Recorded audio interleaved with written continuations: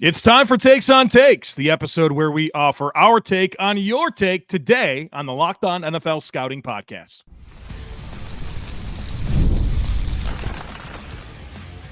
You are Locked On NFL Scouting with the Draft Dudes, your daily podcast for NFL and college football scouting. Part of the Locked On Podcast Network, your team every day. What's better than this? It's guys being dudes here on the Locked On NFL Scouting Podcast. We're the Draft Dudes. I'm Joe Marino from Locked On Bills. He's Kyle Crabbs from Locked On Dolphins. And we are your NFL experts here with you daily to talk team building across the league on the Locked On NFL Scouting Podcast with the Draft Dudes, part of the Locked On Podcast Network, your team every day. Want to issue a big thank you, shout out, and welcome to our everydayers. Those of you who never miss a single episode, we appreciate y'all being here very, very much. Today's episode is brought to you by LinkedIn. LinkedIn Jobs helps you find the qualified candidates that you want to talk to faster. Post your job for free at linkedin.com/LockedOnNFL. Terms and conditions apply. Joe, happy Friday to you. Happy Friday to you, sir. Locked On NFL Scouting. Got a feeling you'll be a little bit more college football heavy slant the next couple of weeks. So looking forward to the slate of college football this weekend upcoming. What's the big game? I haven't even looked. You know what? Let's find out together. Because when you're on prep for a Thursday night game, you don't really have a chance. Honestly, last week's game, that was the big game, really flopped with Texas and Michigan. Texas roadhoused them. We have Alabama, Wisconsin at noon. We have LSU, South Carolina. We have Arizona at Kansas State tonight. That's a Friday game.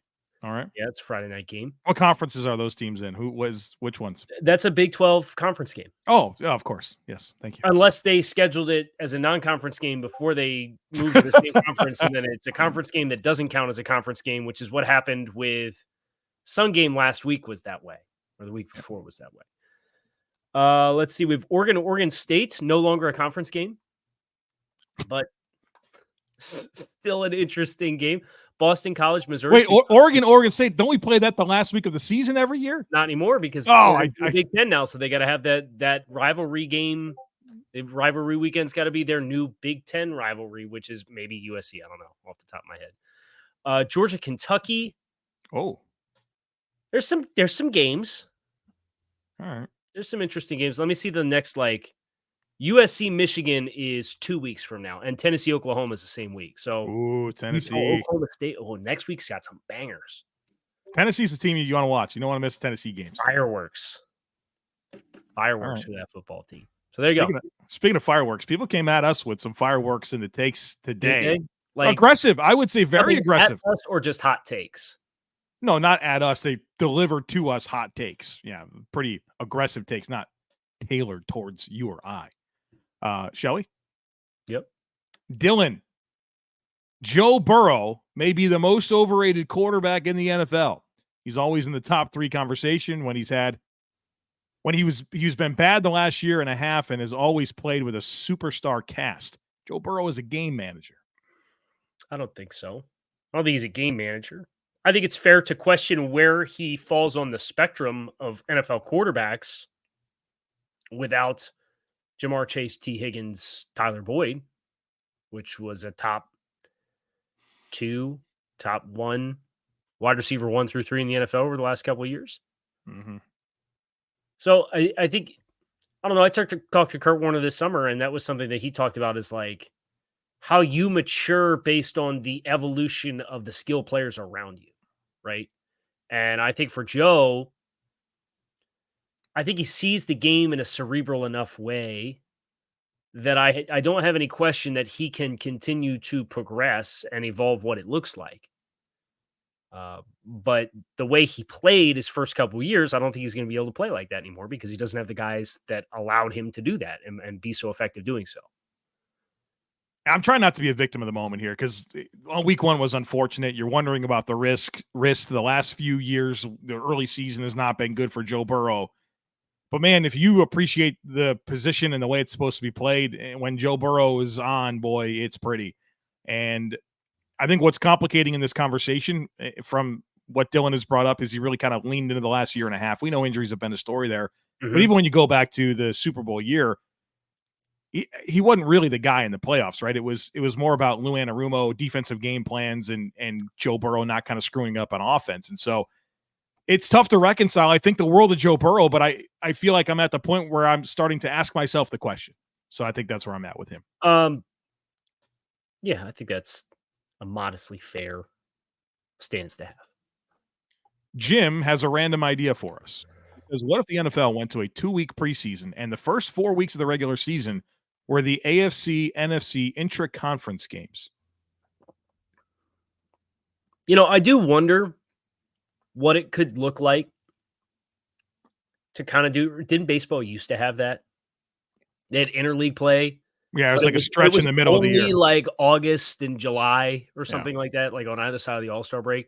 Yeah. I think it'd be kind of cool to have something like that. But I don't know, like, why do you need to go to a 2-week preseason and then, like, you're already playing 5 NFC games anyway, right? Like, so what's the urgency to have the 4 weeks at the beginning of the season be all the interconference games?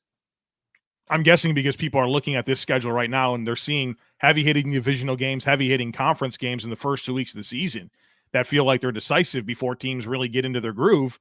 And maybe you want to allow teams to have the opportunity to kind of find their footing as a team. But I almost would like it more if it mirrored what the baseball interleague used to be. But if you wanted to have something that was like very firm in the schedule, I'd almost like you to start and finish the season with your 3 divisional games.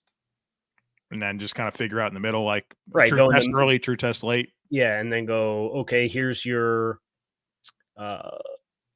same conference games. And then the smack dab in the middle of the season, we're going to take a break and everybody's going to go play interconference games. Yeah. And then come back and do the rest of your same conference games and finish with your division games again. And tiebreakers have been big. They're big every year, right? And those head-to-head conference matchups, divisional record, all that stuff really matters. And I do think that the layout of the schedule favors teams, right? Like the way that it stacks up. So is this your way of normalizing that to create more favorable matchups at the right times? Maybe. Yeah. All right. Jim says the first starting quarterback to get benched this season will be Will Levis.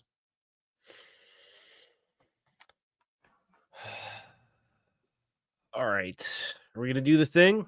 Well, there's candidates. I think that's what I'd say. There's candidates, whether that's Daniel Jones or Bryce Young or, Deshaun Watson. I feel like that's probably my favorite to get benched first. Yeah, because that feels like a team that can still have something to reach for, right? They have talent. Right. I think the problem with New York and Carolina is, yeah, you can make a quarterback change, but realistically, what's the outlook for your teams this year? And especially with Bryce Young, if you bench him now, there's no going back, right?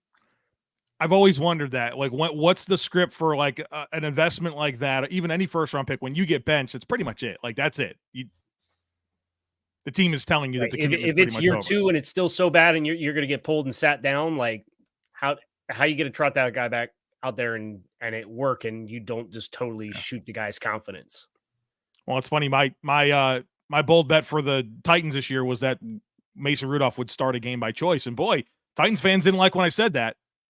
Maybe you're seeing why I thought that might be a possibility. Oh, boy. All right. We're going to fight the Titans fans here early. Well, okay. Don't tell me that I'm crazy. I had a good process in the thought. Like, okay, I hear you. Hope you're wrong. Understand where you're coming from. Why can't people say that? Joe at work coming in with this one. This one's interesting.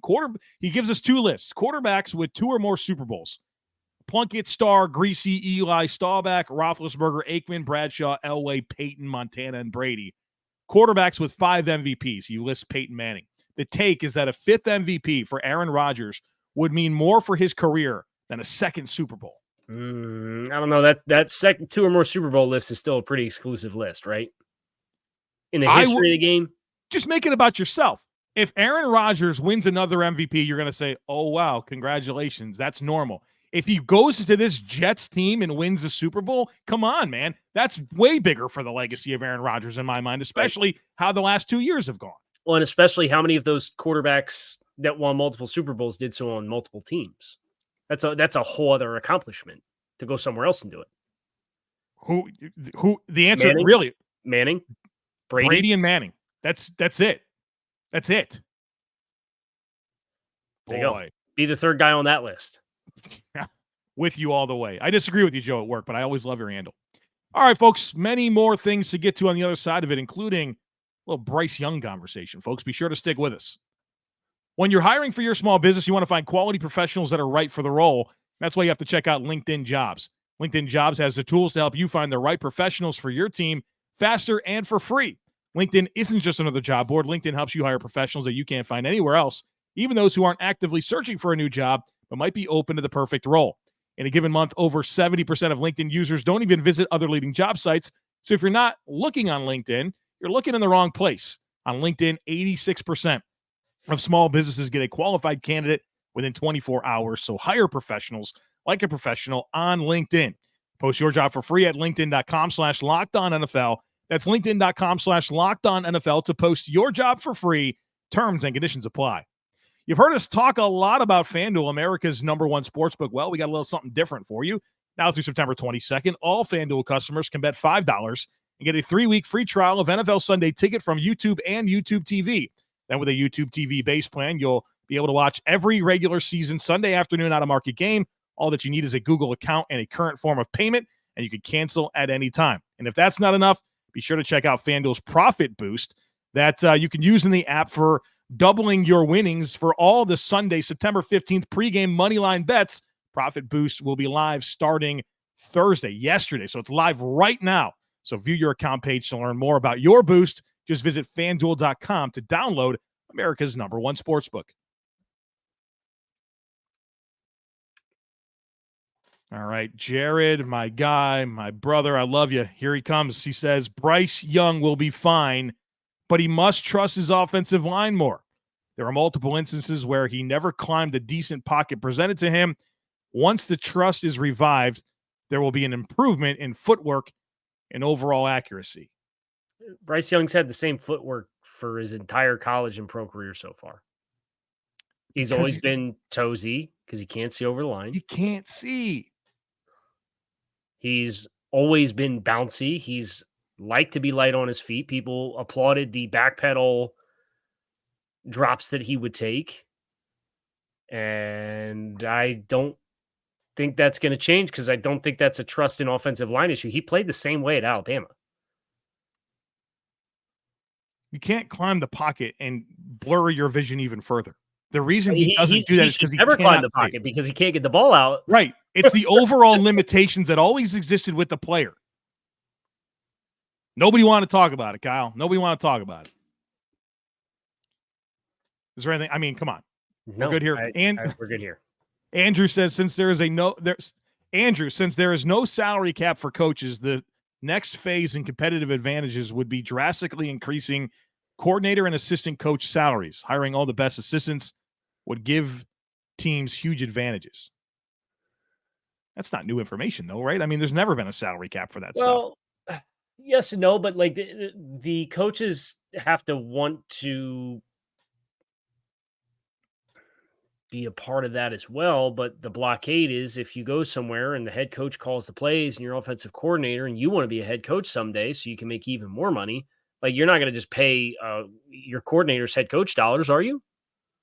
I wouldn't think so. These coaches are getting paid a lot. That's kind of like a little bit hush out there what these coaches are making, but they're in 10 million plus a year now, the top guys, right? I mean, right. So unless you're going to pay your coordinators that and you find the coordinator, maybe the only people in the history of the NFL at that level of competition who don't have a big enough ego to want to be the man and do it themselves.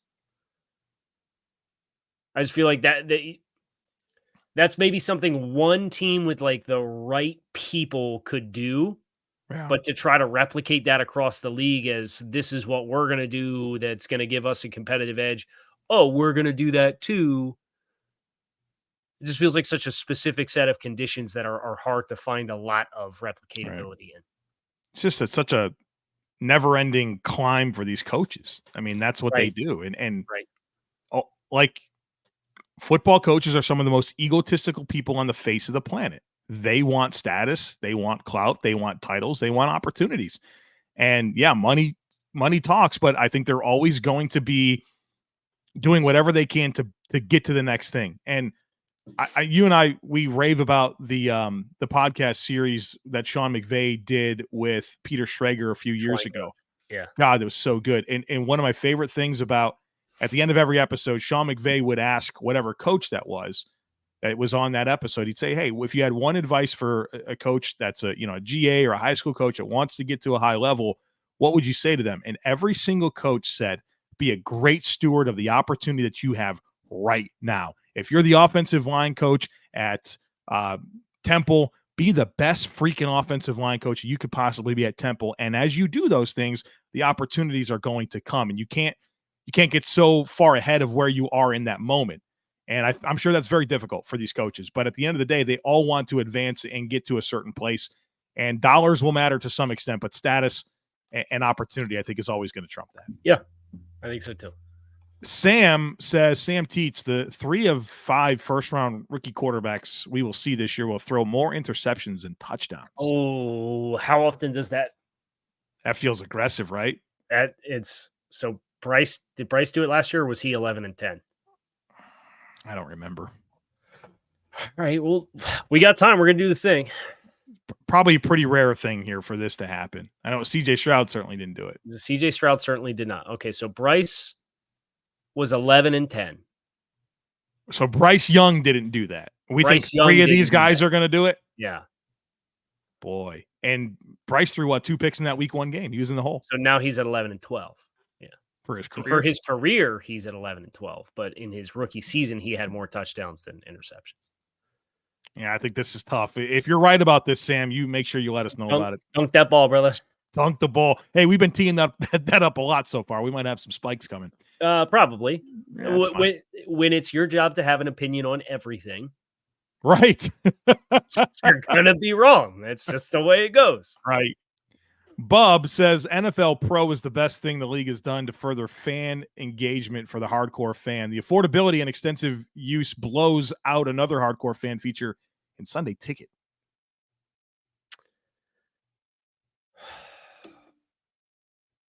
I want to say yes. I feel like Pro can be really great. I don't know that it's really there yet. I think the filterability of the stats and the ability to come up with like the player reels and cuts. Yes. I watched more tape in the past week in as little a time as I ever have. Sat there and watched every interception that was thrown in the league. I wanted to watch every throw by a player, every pass block rep. I'm creating reels and doing this in an unbelievably efficient way, and it's enhancing my knowledge of these football teams.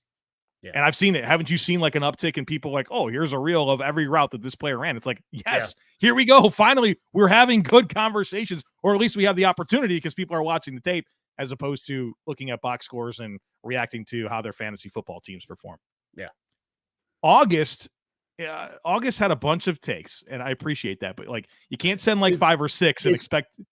Is August the one with like the buoy as his profile picture? I think so. Yeah. So a lot of good stuff. I'm only going to. I think. I don't know who this person roots for. But listen, send us the takes. But if you send 5, I'm only going to pick 1. We're not going to give you all 5. Yeah. So the one that I did pick, and several deserving candidates, is this one. Bill Belichick is named the head coach of one of the 4 NFC East teams no later than February 2026. Very specific group of teams: the Giants, the Eagles, the Cowboys. No, I don't think so.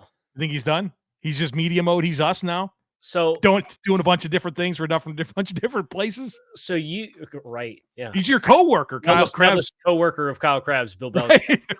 People often forget that.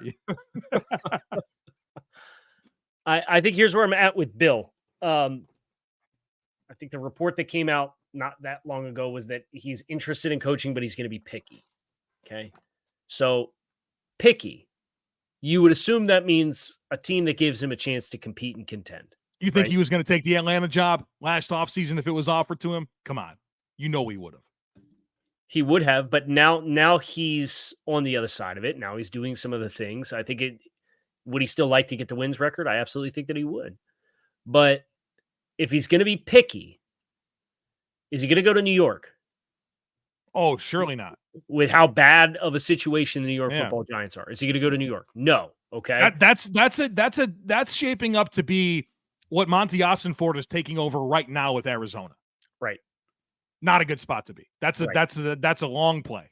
Right. And Bill doesn't have a long time. Right. Is he going to go to Dallas and work for Jerry Jones, who serves as the general manager of the team, and just came out and says, nobody can do it better than I can, so I'm not going to hire a general manager? That's a heck of a stiff arm, because you feel like with the Dak, with defensive talent, right? Like that would be the spot, but right. Jerry's the piece of that pie where you say, I Jerry's don't know not about step that. Aside, and Bill's not going to want that. Right.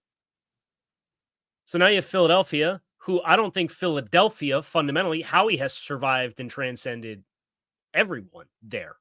He's been there 15 years. He's done his own coaching. He's the alpha in the building, right? Yeah, he's very well established as the guy. I don't think Bill meshes particularly well with that. Washington's maybe the one place where you have ownership that's willing to give it all away. They already have a dynamic young quarterback. I just don't know that they have the talent that if Bill's going to be picky, he's going to like the spot. I feel like Washington's the most likely place now that we've talked it all out. If August opened up the rest of the league outside of the NFC East, do you find a place where you feel like Bill would go that would realistically be available?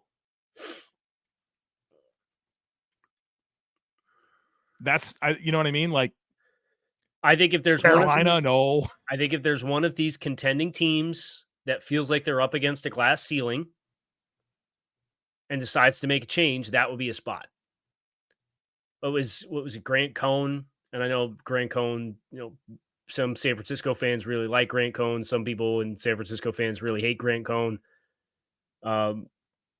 When they ended up signing the Ayuk deal, he came out and there were a bunch of other like San Francisco media people that kind of suggested like ownership was kind of frustrated about how this offseason was handled for San Fran for the money that they spent and paying Ayuk and still paying Deebo Samuel. And is Kyle Shanahan, like, is he going to get the Andy Reid treatment in Philadelphia? Boy, that'd be weird.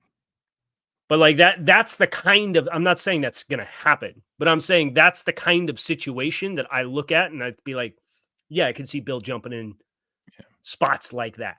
I just don't see it aligning. I don't see the right opportunity for Bill.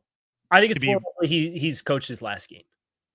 He seems like he's having fun. I'm enjoying media, Bill. So stay Kyle Crabbs' coworker. That'd be just a good spot for you to be. All right, more on the other side of it, folks. Be sure to stick with us. PrizePicks is America's #1 daily fantasy sports app with over 5 million active members.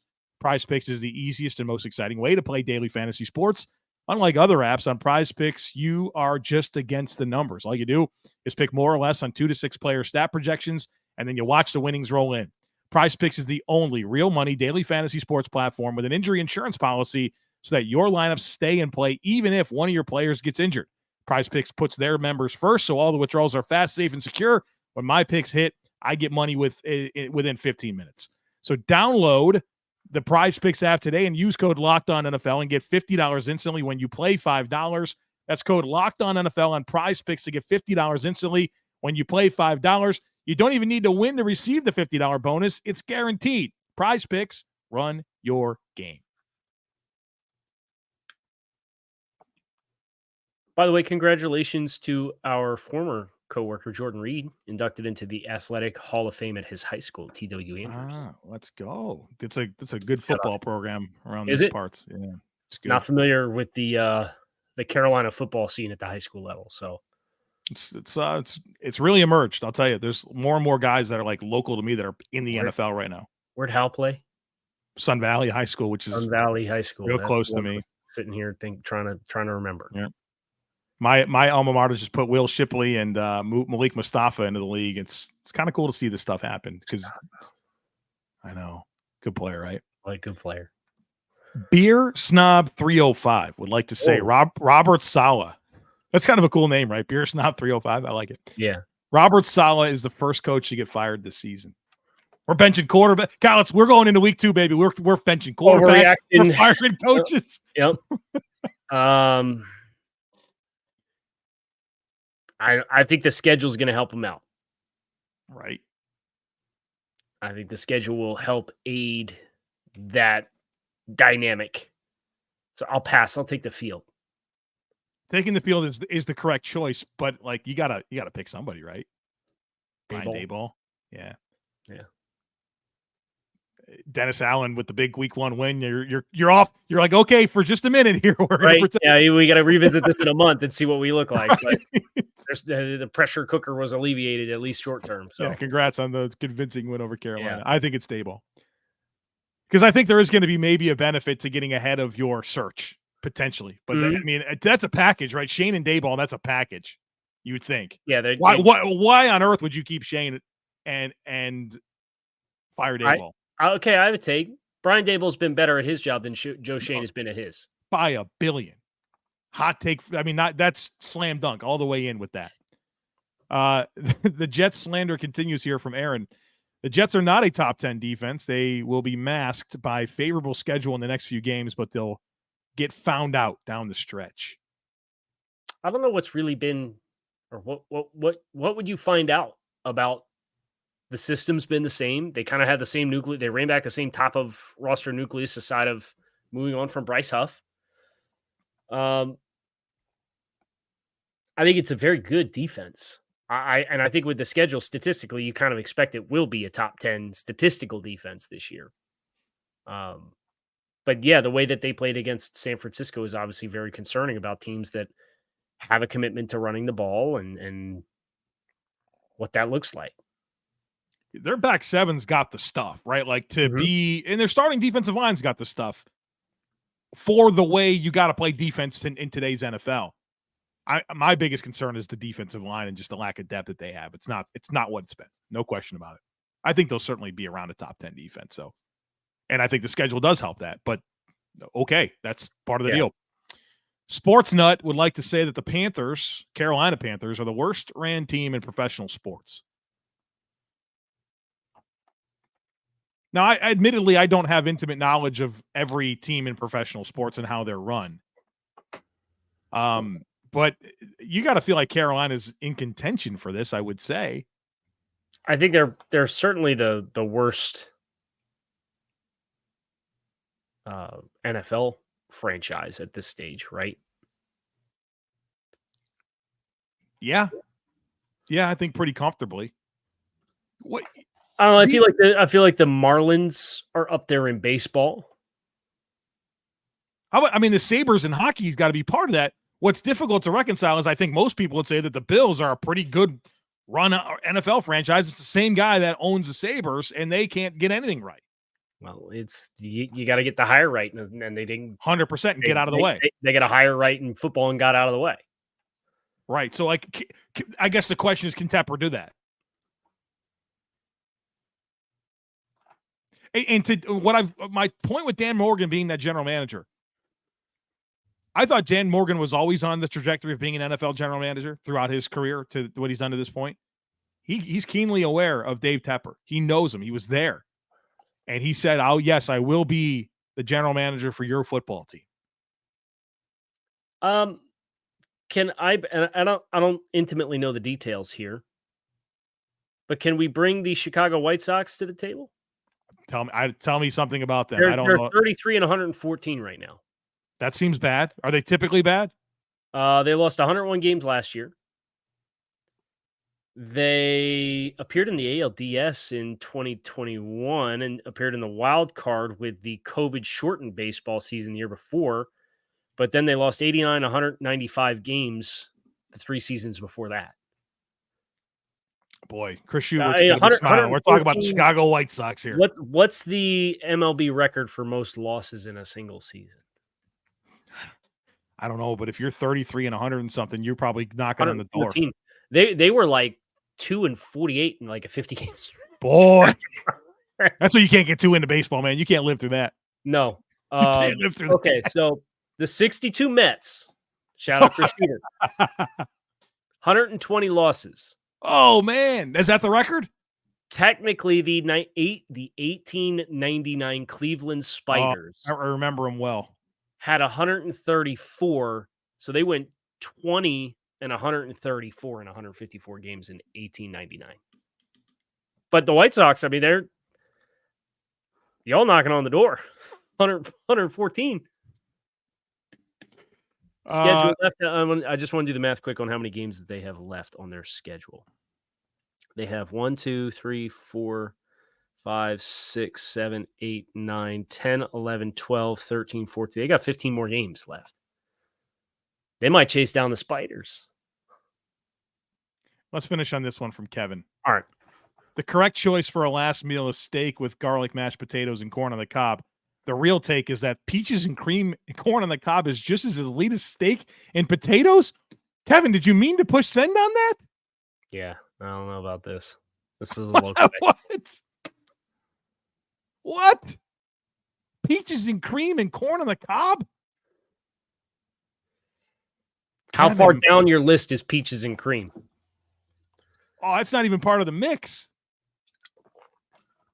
And how many things in the same genre of food can you think of that you would pick over peaches and cream? Oh, it's a long list, man. An endless list?